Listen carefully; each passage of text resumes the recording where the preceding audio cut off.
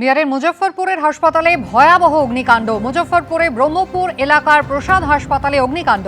আইসিইউতে আগুন লেগে দুর্ঘটনা ঘটে। ভর্তি ছিলেন অনেকেই, যার মধ্যে 3 জনের মৃত্যু হয়েছে। অগ্নিকাণ্ডে গুরুতর আহত হয়েছেন 12 জন।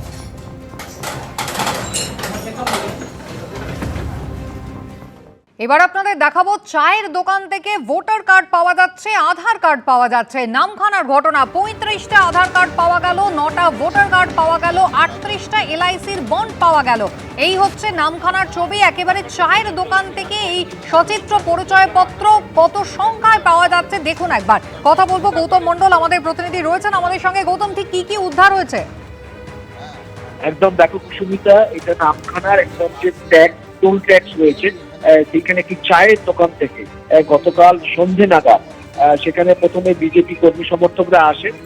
তারা দীর্ঘদিন ধরে খোঁজ রাখছিলেন যে এই চায়ের দোকানে 2টি ব্যাগ পড়ে রয়েছে এবং সেই 2টি ব্যাগের মধ্যে এই রকম আধার কার্ড, ভোটার সচিত্র পরিচয়পত্র, এলআইসি বন্ড, এছাড়া এটিএম কার্ড, বিভিন্ন নথি রয়েছে, ব্যাংকের পাসবই। বিষয়টা গতকালই নামখানা থানাতে জানানো হয় এবং নামখানা থানার পুলিশ এসে সেই ব্যাগ দুটি উদ্ধার করে। ব্যাগ দুটি উদ্ধার করলে দেখা যায় যে তার মধ্যে 35টি আধার কার্ড, 9টি ভোটার কার্ড এবং অসংখ্য এলআইসি বন্ড এবং এটিএম কার্ড এবং ব্যাংকের পাসবই রয়েছে। পুলিশ এইগুলো ইতিমধ্যে উদ্ধার করেছে এবং এই যে চায়ের দোকানি তার সঙ্গে কথা বলছেন এবং এই যে আধার কার্ডে যাদের নাম পাওয়া গেছে সেই সমস্ত ব্যক্তিদের সঙ্গে যোগাযোগের চেষ্টা করা হচ্ছে ফোন নম্বর দিয়ে, যে তাদের কাছে কি কেন এগুলো পৌঁছলো না, সমস্তটাই তদন্ত করে খতিয়ে দেখছে নামখানা থানার পুলিশ।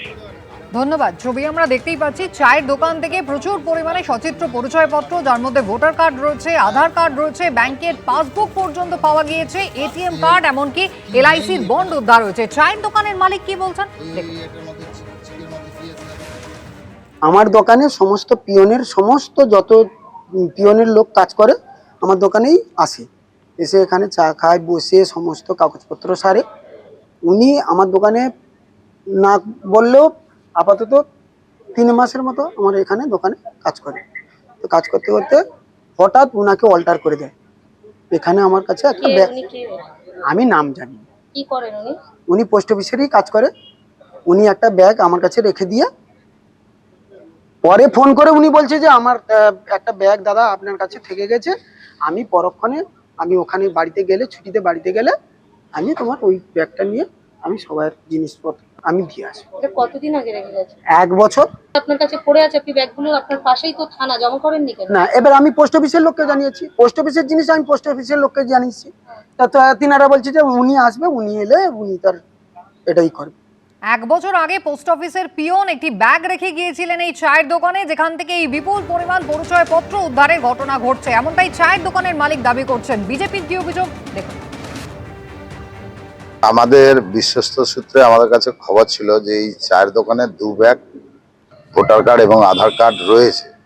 তো সেই মর্মে আমরা মোটামুটি এখানে এসে খোঁজ খবর নিই এবং জানতে পারি এলাকার যে হ্যাঁ ওখানে সত্যি 2 ব্যাগ রয়েছে। আমরা সেটাকে বলার পরে দোকানদার উদ্ধার করে। সেই উদ্ধার হওয়ার জিনিসগুলোতে দেখলাম প্রচুর আধার কার্ড, প্রচুর ভোটার কার্ড, যা শতাধিকেরও বেশি হওয়া উচিত, এবং তাছাড়াও অত্যন্ত গুরুত্বপূর্ণ নথি, এলআইসির যে সার্টিফিকেট সমেত যে লেটারগুলো রয়েছে, তাছাড়াও ব্যাংকের এটিএম কার্ড, অন্যান্য গুরুত্বপূর্ণ নথি রয়েছে। পুলিশকে খবর দেওয়া হয়েছিল, পুলিশ এসে পুরো জিনিসগুলো সংগ্রহ করে নিয়ে গেছে, তদন্ত করছে। এবিপি আনন্দ এগিয়ে থাকে, এগিয়ে রাখে।